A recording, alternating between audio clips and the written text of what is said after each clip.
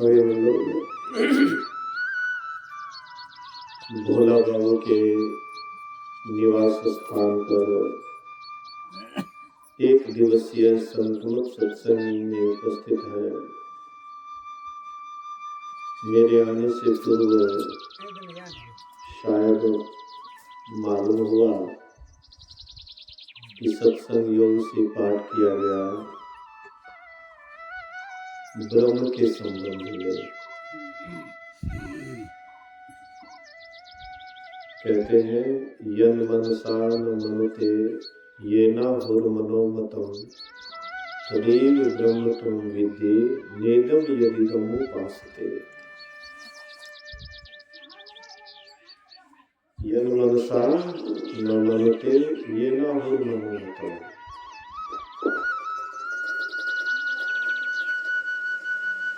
जो मन से मनन किया जाता है वह ब्रह्म नहीं है।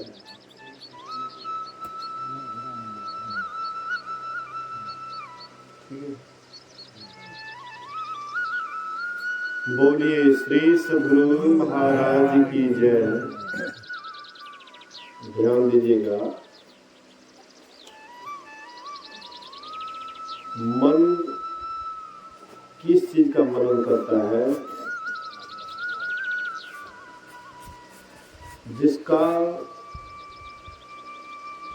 मन चिंतन करते हैं, मनन करते हैं, कभी उसको किसी इंद्रियों के द्वारा देखा है, सुना है या जाना है, उसी का मन मनन करता है। लेकिन परमात्मा इंद्रियों से ऊपर है। इंद्रियां उनके संबंध में ना तो देख सकती है, न सुन सकती है और ना ही पहचान कर सकती है। इंद्रियां अस्थूल को देखती है। ये जो हमारा पांच तत्व का शरीर है, इस पांच तत्व को ही आंख से देखते हैं। कान भी सुनता है तो अस्थूल आवाज को ही सुनता है।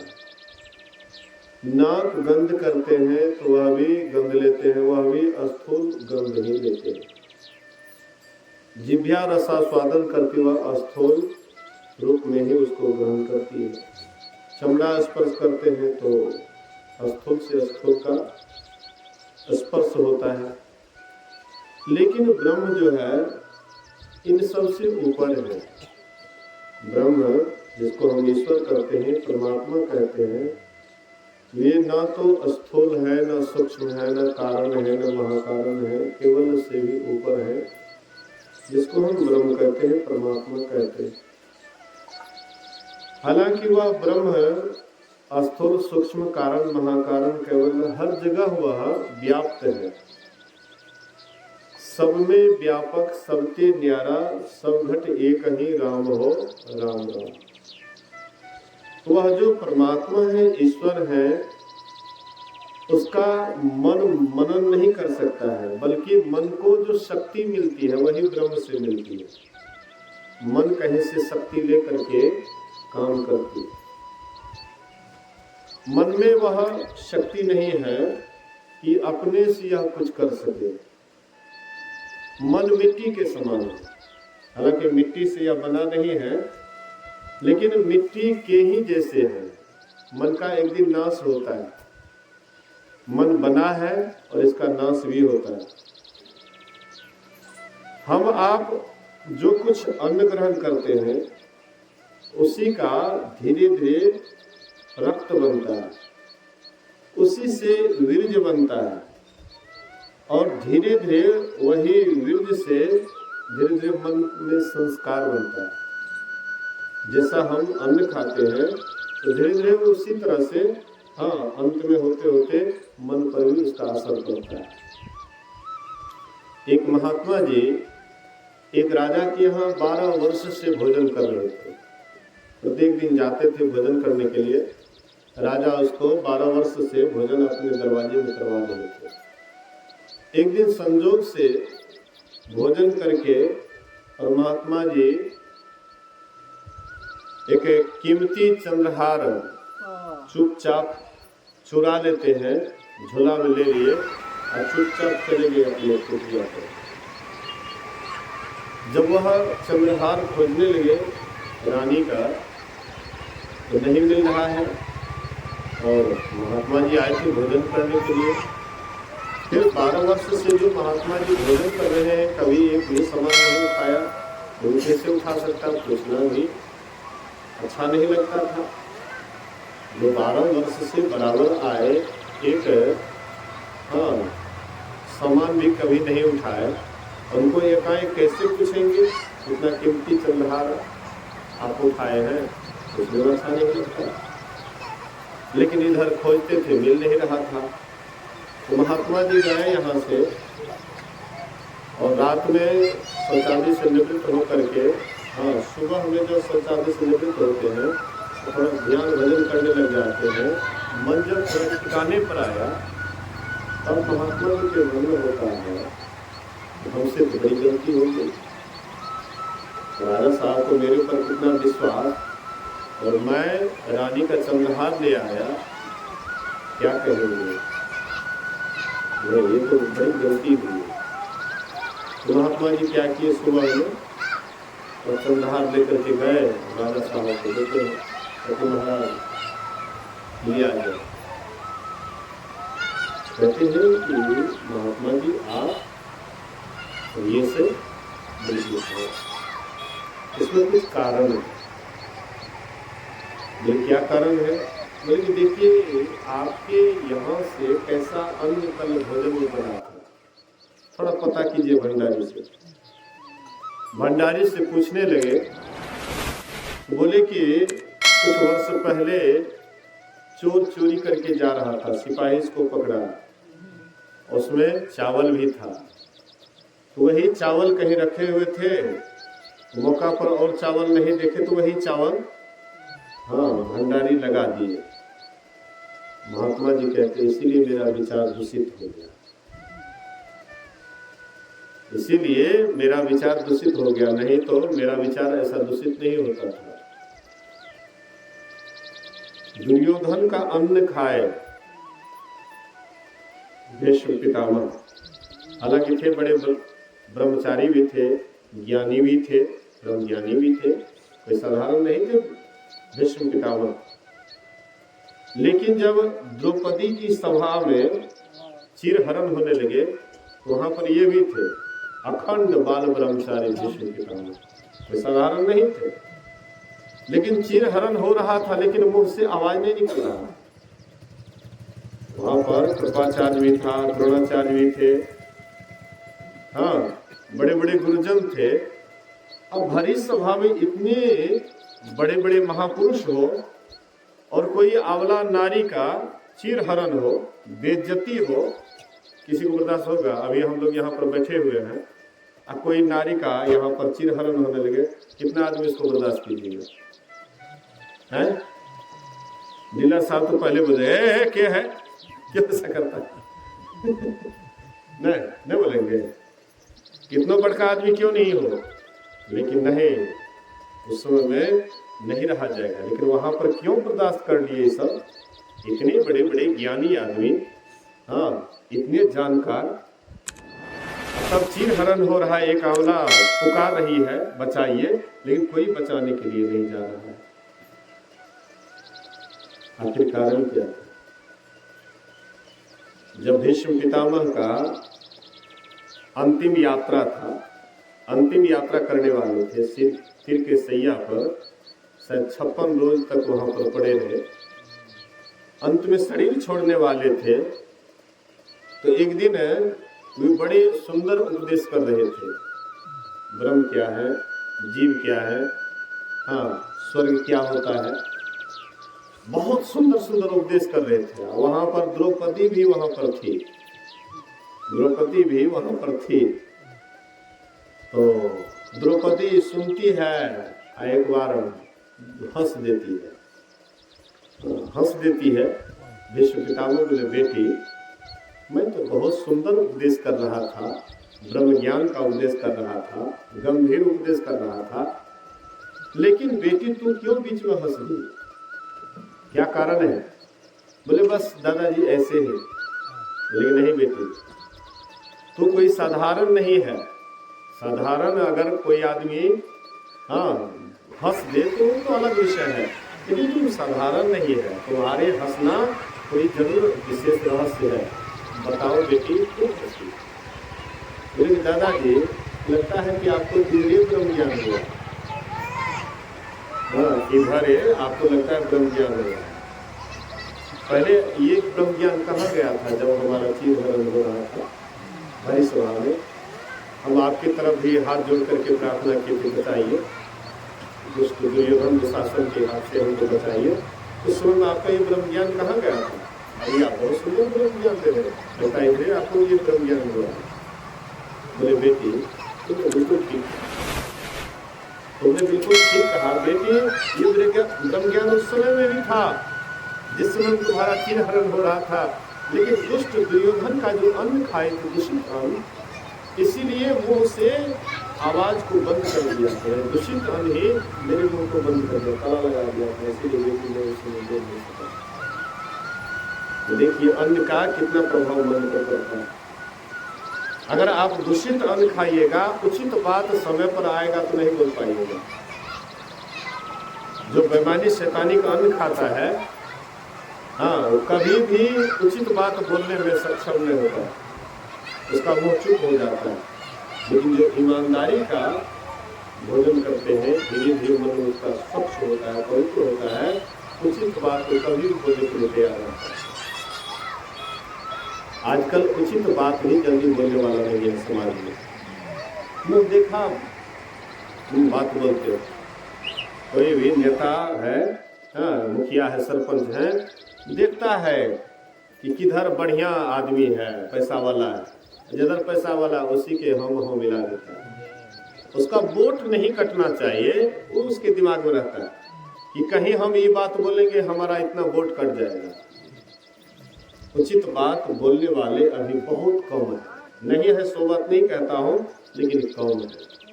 तो ये जो उचित बात बोलने का साहस किसी के अंदर होता है, तो वह होता है ईमानदारी की कमाई पर जो रहते हैं, उसी को उचित बोलने का साहस होता है।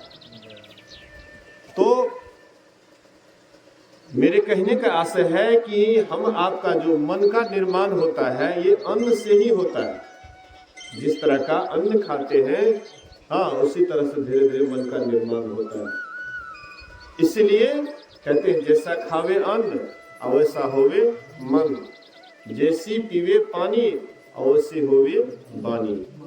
तो हम आप अन्न भी ग्रहण करें तो सोच समझ करके करें।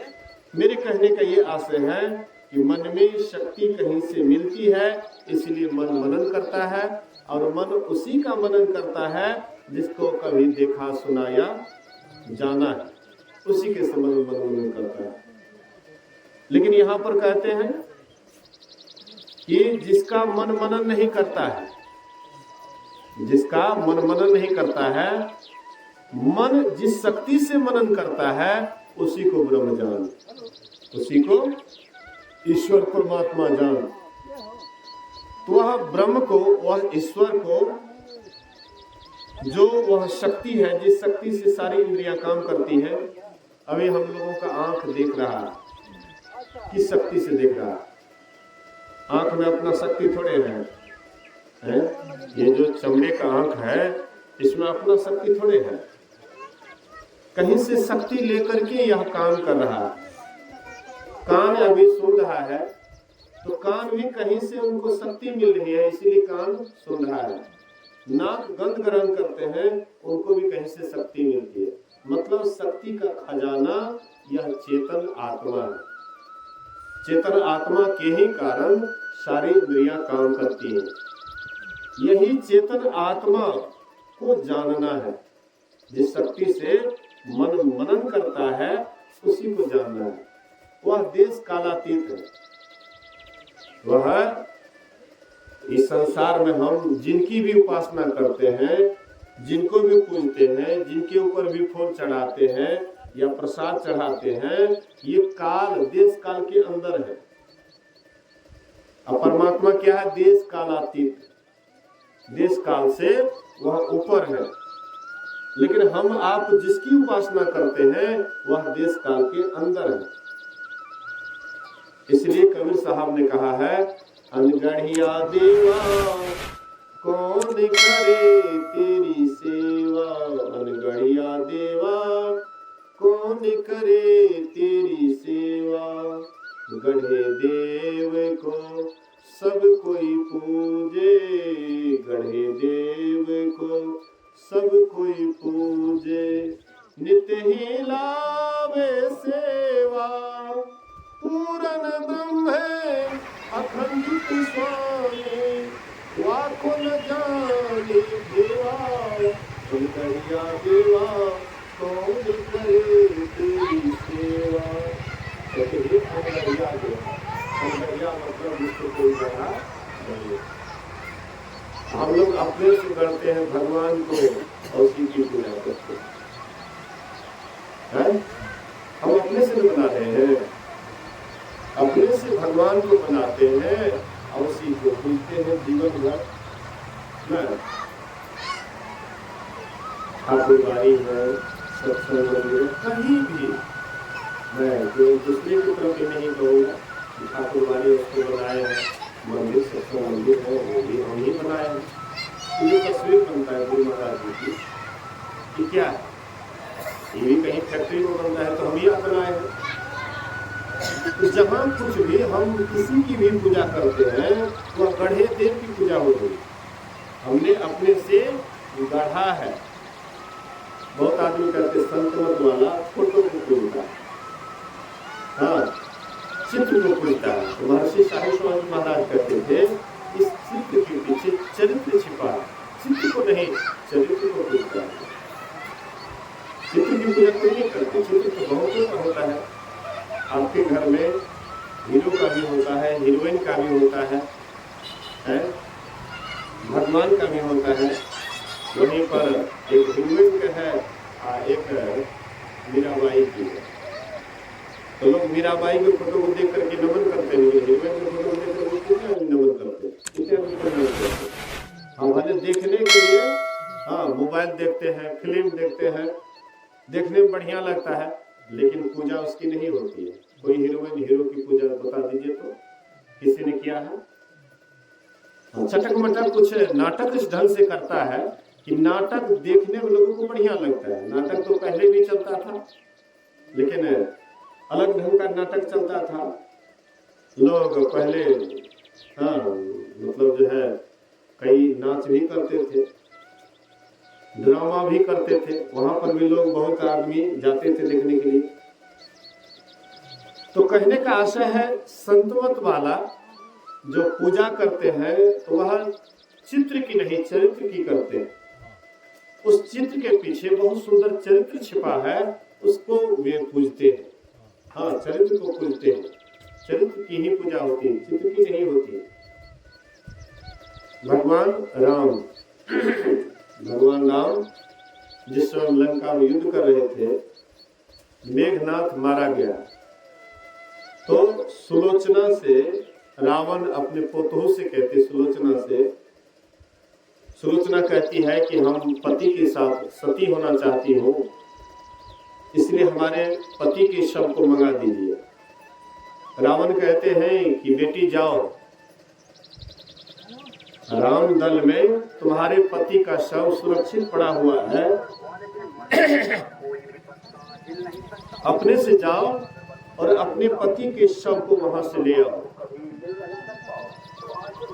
तो वहां पर जो बहुत सभा में बैठे हुए थे, रावण की सभा में, कहते हैं कि आपका माथा खराब हो गया है, अपने दुश्मन के यहाँ अपने पुत्र वधू को भेजते हैं, क्या वहां से सुरक्षित लौटेगी? रावण कहते माथा हमारा खराब नहीं है, माथा तुम लोगों का खराब हो गया है। माथा मेरा नहीं तुम लोगों का खराब हो गया। अरे पराई स्त्री का अपहरण करने वाले तुम्हारे सामने में रावण बैठा है, राम नहीं। राम तो पराई स्त्री की तरफ आंख उठा करके भी नहीं देखते, एक पत्नी व्रत लिए है, कभी दूसरे नारी की तरफ आंख उठा करके भी नहीं देखते। हनुमान ब्रह्मचारी हैं, उसको तो देखना क्या, वो तो सबको माँ के ही समान मानते हैं।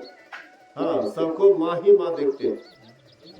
हनुमान भी कभी नजर उठा करके नहीं देखते हैं, और लक्ष्मण तो वो भी जो है हाँ ब्रह्मचर्य व्रत लिए है। तो वहां पर तो एक पर एक सदाचारी, शिष्टाचारी, चरित्रवान। फिर वहां भेजने में, हम अपने पुत्रों को वहां भेजने में क्या परेशानी होती? हमको पूरा विश्वास है कि हमारे पुत्र वधु वहां जाएंगे और बिल्कुल सुरक्षित होंगे। कहने का मतलब चरित्र की पूजा होती है। जिसका चरित्र अच्छा होता है, दुश्मन भी उसकी तारीफ करते हैं। रावण दुश्मन था राम जी के, लेकिन राम की बड़ाई करते हैं। क्यों बड़ाई करते हैं? इसलिए कि राम जी चरित्रवान थे। तो चरित्रवान व्यक्ति को होना चाहिए। गुरु महाराज जी बड़े चरित्रवान थे। कहने का मतलब यहाँ पर उपनिषदकार कहते हैं कि जो देश काल के अंदर है वह ब्रह्म नहीं है, वह ब्रह्म नहीं है। ब्रह्म उनके अंदर है, लेकिन वे ब्रह्म नहीं है। गुरु महाराज जी कभी रास्ते से जा रहे थे, एक पंडित जी से मुलाकात हो जाती है, ब्राह्मण पंडित से मुलाकात हो जाती है। तो गुरु महाराज से पूछते हैं कि आप मूर्ति पूजा को मानते हैं कि नहीं मानते हैं? गुरु महाराज से प्रश्न करते हैं, पंडित जी क्या आप मूर्ति पूजा को मानते हैं कि नहीं मानते? तो गुरु महाराज जी कहते हैं मानता भी हो और नहीं भी मानता। बोले इसका खुलासा कीजिए। गुरु महाराज जी कहते हैं कि मैं मूर्ति पूजा को ध्यान करने के लिए मानता हूँ, कि कोई मूर्ति बना करके ध्यान करे वह सकल का, इसके लिए मैं मूर्ति पूजा को मानता हूँ। लेकिन मूर्ति बना करके मेला लगाने के लिए, पैसा कमाने के लिए मैं इसको नहीं मानता। मेला लगाए, भीड़ भाड़ इकट्ठा करे, हाँ, अब पैसा कमाए, इसके लिए मैं मूर्ति को नहीं मानता हूँ। लेकिन हाँ, कोई मूर्ति बना करके अगर वह रोक कर ध्यान करे तो धीरे धीरे उनके मन में एकाग्रता होती है। सकल का ध्यान इसीलिए किया जाता है। हम लोग यहाँ जो फोटो रखते हैं खाली प्रसाद चढ़ाने के लिए नहीं रखते हैं। लोग तो आजकल इसको वही मान लिया, ये जो फोटो रखते हैं प्रसाद चढ़ाओ, अगरबत्ती घुमाओ, उससे भी नहीं हुआ आरती दिखाओ और उसको रोक दो तो फिर नाराज भी हो जाएंगे। बहुत बात है। बाबा साहब तो इसके बिल्कुल विरोधी थे, बिल्कुल। बाहरी आडंबर को तो बिल्कुल नहीं बाबा साहब मानते थे। अगर कोई भूल से प्रसाद चढ़ा भी देते थे तो वह मनुष्य को भोग नहीं होता था, स्वान महाराज को सीधा भोग होता था। उठा फुटा करके बस उसी के आगे धर देते थे कि स्वान महाराज तुम्हारा भोग है, तुम ही लो। मतलब बाहरी आडंबर से गुरु महाराज जी बिल्कुल, हाँ, बाबा साहब बिल्कुल अलग थे, जानते थे।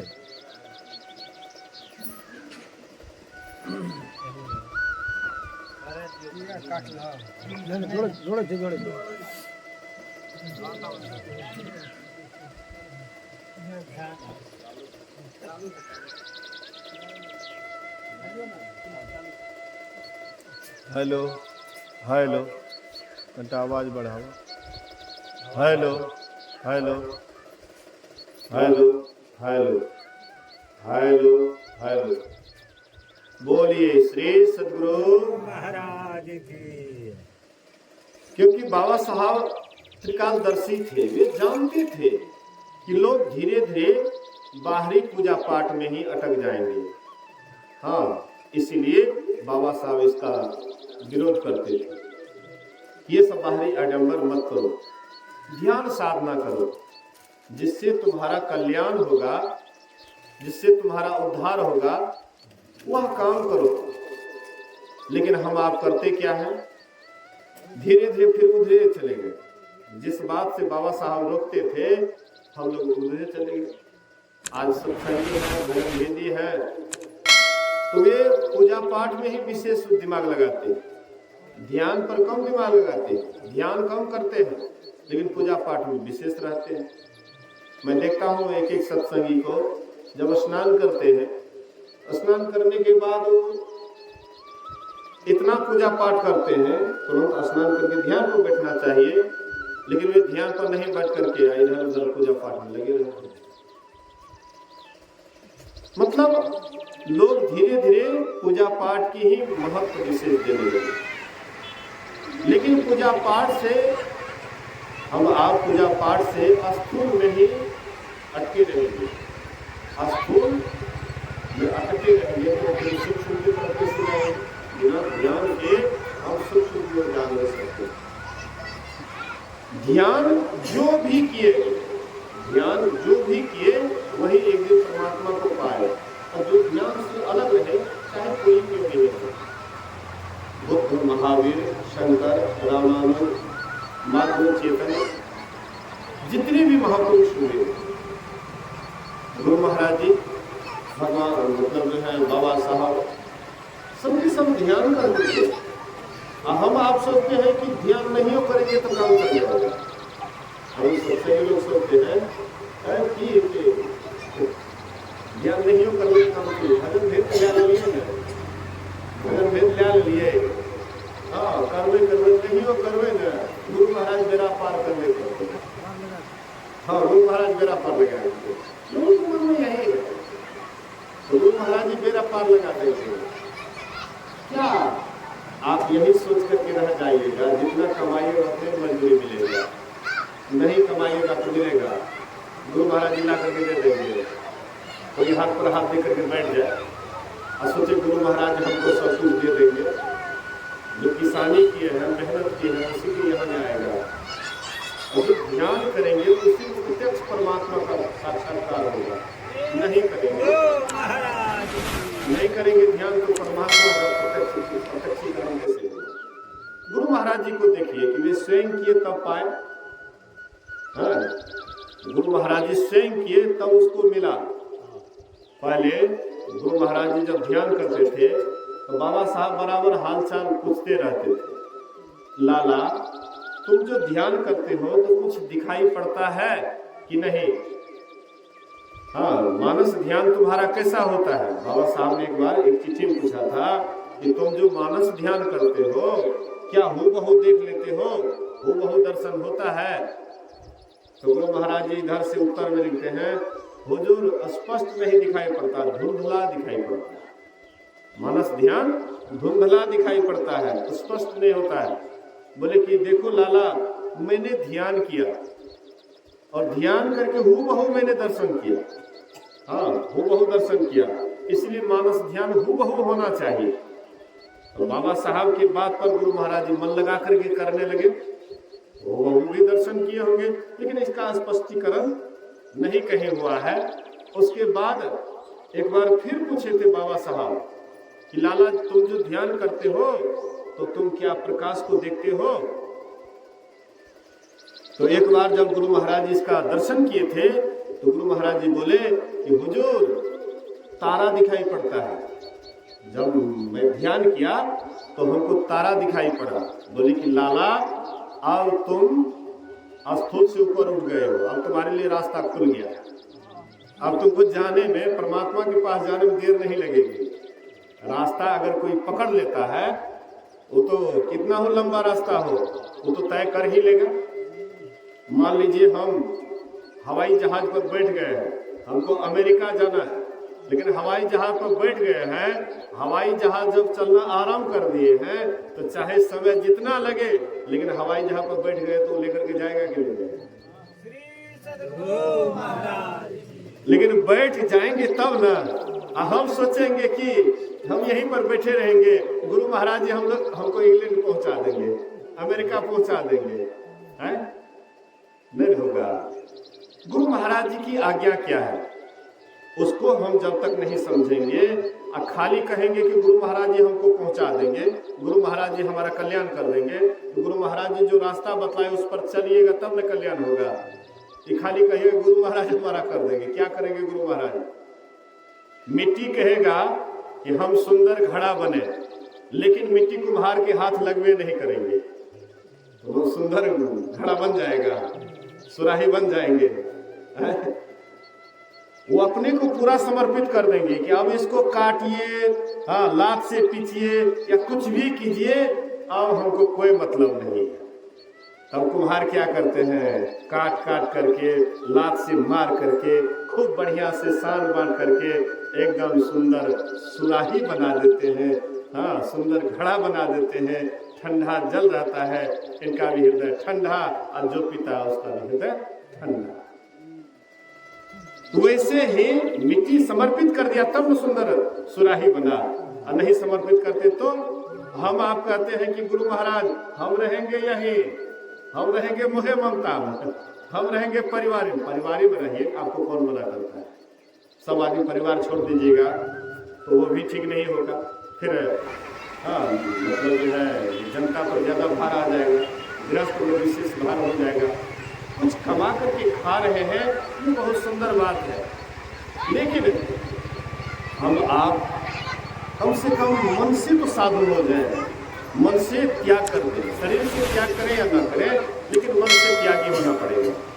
बाबा दल बहादुर बाबा कहते थे कि शरीर से साधु बनो या ना बनो, लेकिन एक दिन तन से शरीर मन से साधु तो बनना ही पड़ेगा। तन से साधु बनो या ना बनो, लेकिन मन से एक दिन साधु बनना ही पड़ेगा। और नहीं मन से साधु बनोगे तो 84 का चक्कर खाना ही पड़ेगा। तो 84 में जाना चाहते हैं तो मन से साधु मत बनिए, तब इसी में लिपट करके रहिए। अब गुरु महाराज कल्याण कर देंगे, खाली बोलते रहिए, गुरु महाराज कल्याण कर देंगे। गुरु महाराज कल्याण उसी का करता है जो गुरु महाराज के पक्षी है, जो उसके रास्ते पर चलता है। बाप देखता है कि मेरा बेटा मेरे बनाए रास्ते पर चलता है, तो बाप ऑटोमेटिक सब कुछ दे देता है।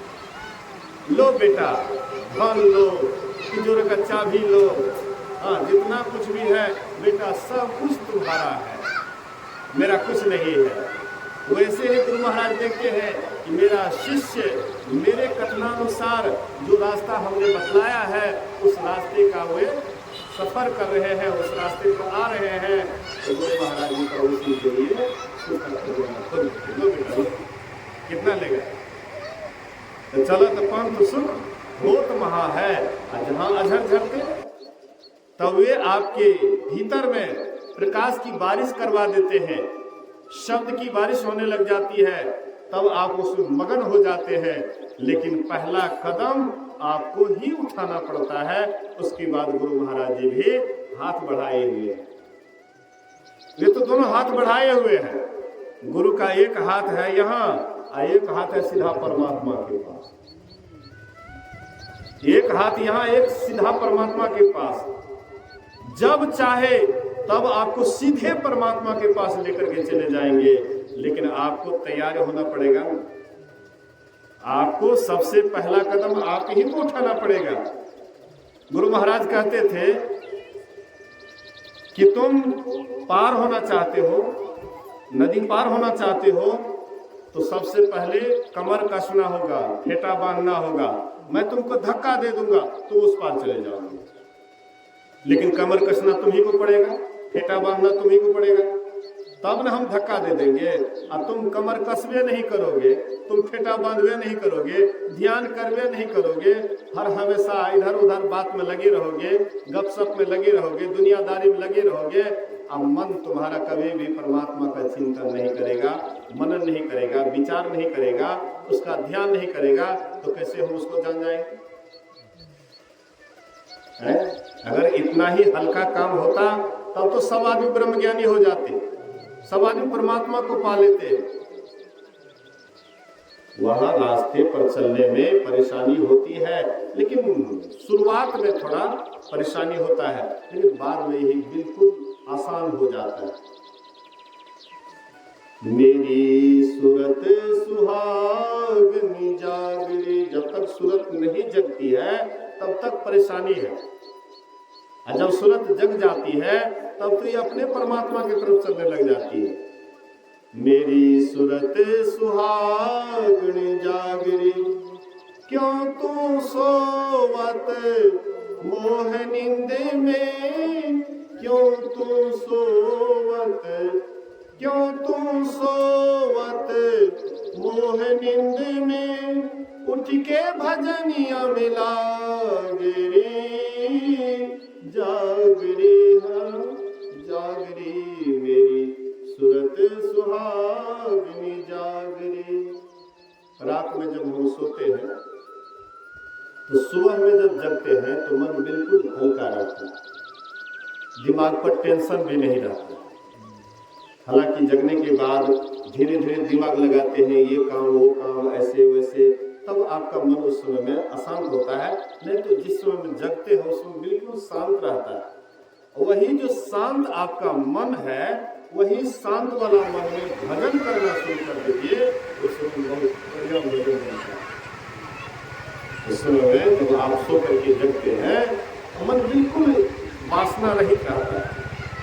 सोते समय भले ही आपके अंदर वासना हो सकती है सोते समय, इसीलिए रात के समय में ही लोगों के अंदर में विशेष वासना सताती है। हर दिन तो काम धाम में लगे रहते हैं, हर दिन काम धाम करते हैं, उसमें व्यस्त रहते हैं। रात में जब आप एकांत में होते हैं, अकेले होते हैं, तब तो वासना सताती है। और उस समय में अगर कोई वासना को भजन के द्वारा चेंज कर दे, परिवर्तन कर दे, वासना आता है मन में लेकिन उसकी तरफ नहीं जा करके भजन करे, और फिर सुबह में लगेंगे तो जब देखेंगे ध्यान करके बहुत अच्छा उसका मन लगेगा। तो उस समय में हिंसक के समय में प्रायः कामी व्यक्ति के अंदर में भी उस समय में कामना नहीं रहती है, उस समय मन एकदम शांत रहता है, उस समय भजन करने में बहुत अच्छा रहता है। अक्सर लोग ध्यान में आगे बढ़ते हैं या हिंसा वाला भजन करते हैं। अक्सर हिंसा में जब भजन करने बैठते हैं उस मन में बहुत एकाग्रता आती है, शांत वातावरण रहता है, सभी सोए रहते हैं।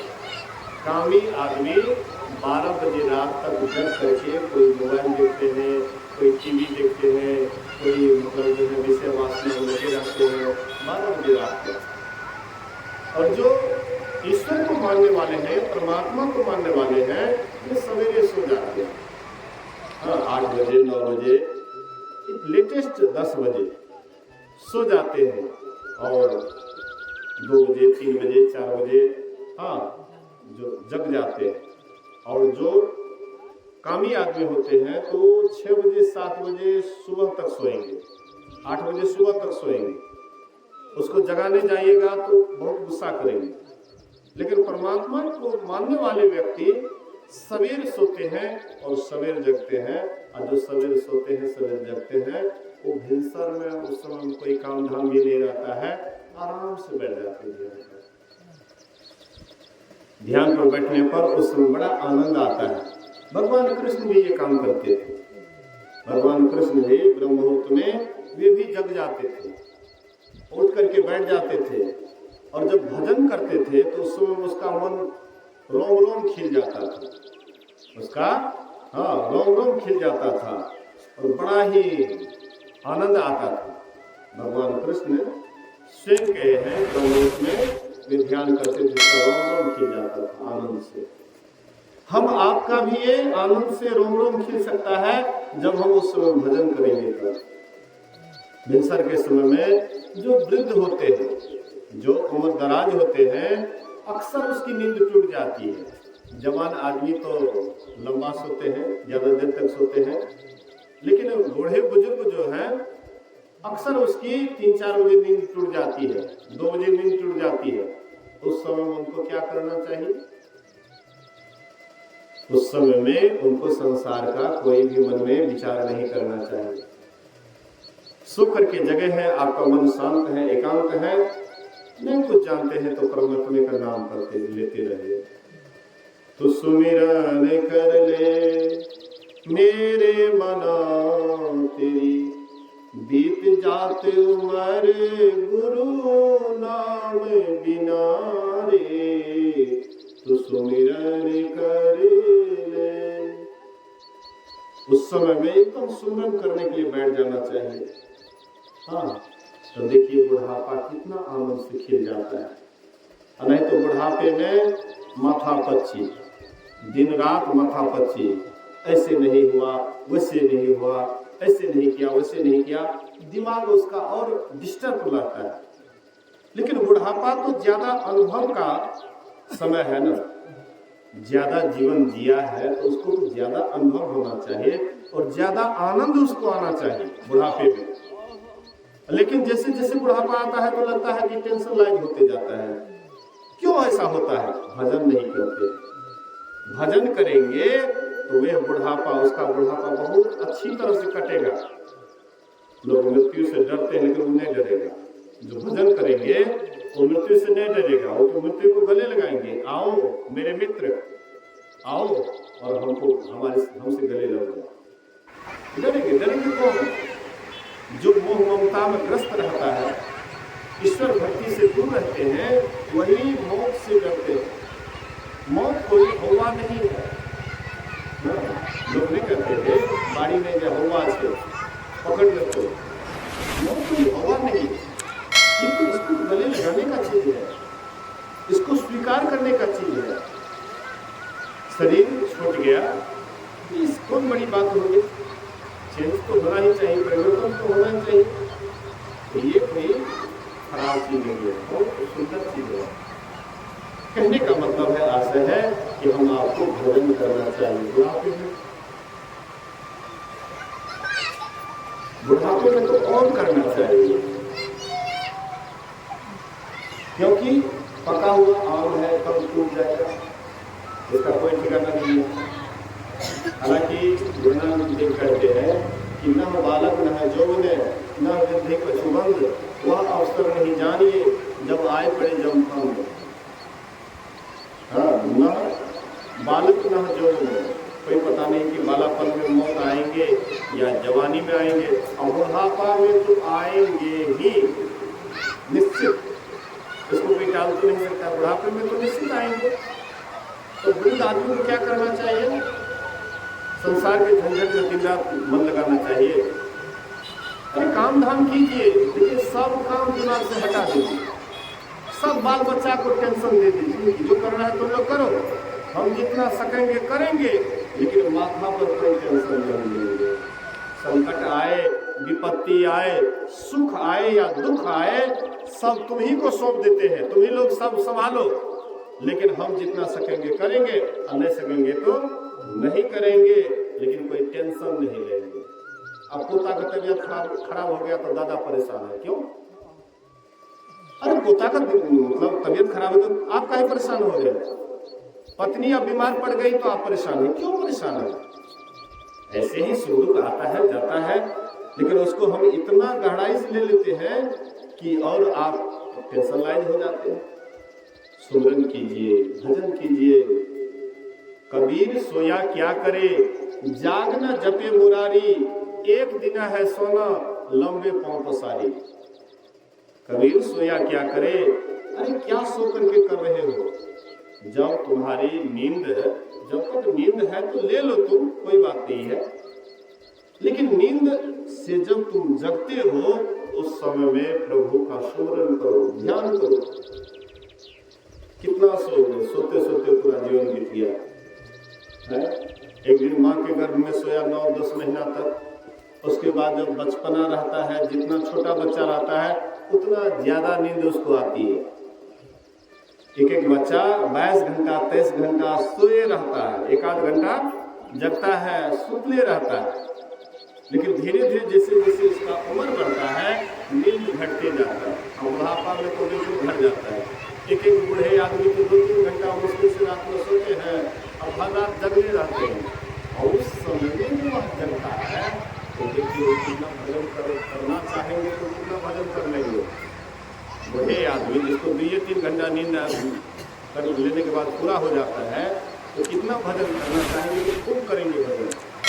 अरे जवान आदमी 6-7 घंटा तक सोएंगे, लेकिन जो वृद्ध आदमी है 2-3 घंटा में जिसका नींद पूरा हो जाता है, अब कितना सोता है तो नींद ही नहीं आती है, तो समय में उनको भजन करने में लग जाना चाहिए।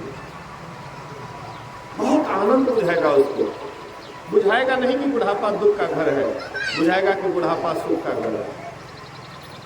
हाँ, इसीलिए संत महापुरुष कहते हैं, कवि साहब कहते हैं, मेरी सूरत सुहागिनी जागिरी, क्यों तू सोवत मोह नींद में। हम लोग क्या करते हैं कि रात में तो साधारण नींद में सोवे करते हैं, आज जब सुबह होता है, हाँ, रात से जब जगते हैं तो तब दिन भर मोह की नींद में सोए रहते।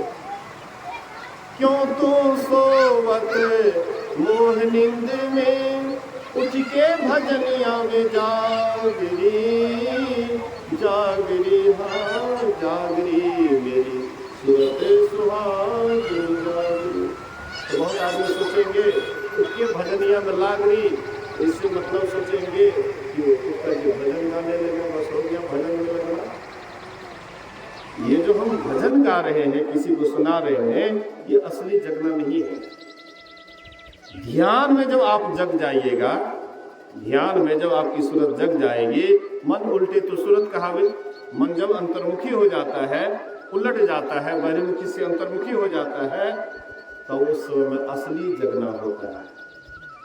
असली जागरण उस समय में शुरू होता है, जिसको गोस्वामी तुलसीदास जी ने कहा है, यही जग जामिनी जागही जोगी, परमारथी प्रपंच वियोगी। लोग माया रूपी रात में क्या करते हैं? सोते हैं। योगी जन जगते हैं, जग करके वे ध्यान करते हैं, साधना करते हैं, अंतर्मुखी होते हैं, भीतर के अंदर के प्रकाश को देखते हैं, अंदर के आवाज को सुनते हैं, तब आप जग जाते हैं। क्यों तू सोवत मोह नींद में, उठ के भजनिया में लागरी, और मेरी सूरत सुहागिनी जागरी। दो कर जोड़े शिष चरणन दे, भक्ति अचल बर मांगरी जागरी, हाँ जागरी मेरी सूरत सुहागिन जागरी। कहे कबीर सुनो भाई साधो, जगत पीठ दे भागरी भागरी, हाँ भागरी मेरी सूरत सुहागिन जागरी। कहते ये संसार को पीठ दे करके भाग जाओ। तो संसार को पीठ कैसे देंगे? संसार से किधर भागेंगे? किधरों जाएंगे? तो संसार ही रहेगा। चाहे पहाड़ के गुफा में चले जाइए या कोई हिमालय पर्वत पर चले जाएं, कहीं भी जाएंगे तो संसार में ही रहेंगे। संसार को पीठ तब देना होगा जब अपने ही भीतर में उलट जाएंगे, अपने ही अंदर में बहिर्मुखी से अंतर्मुखी हो जाएंगे। ये है संसार को पीठ देना। जब आप संसार को पीठ दे करके परमात्मा की तरफ भाग जाइएगा, फिर तो कहना क्या है? तब आपको संसार आपका कुछ नहीं बिगाड़ेगा। आवागमन से भी आप ऊपर उठ जाइएगा। आवागमन सम दुख दूजा है नहीं जग में कोई, इसके निवारण के लिए प्रभु भक्ति करनी चाहिए। तो इस आवागमन से ऊपर उठने के लिए भजन ही एक तरीका है। जो भजन करेंगे वही एक दिन जगेंगे, और जो जगेंगे वही एक दिन परमात्मा को पाएंगे, और जो परमात्मा को पा लिए उसका आवागमन सदा के लिए खत्म हो गया। इन्हीं बात को सुनिए, समझिए और अपने जीवन में उतारिए। बोलिए प्रेम से श्री सद्गुरु महाराज की जय।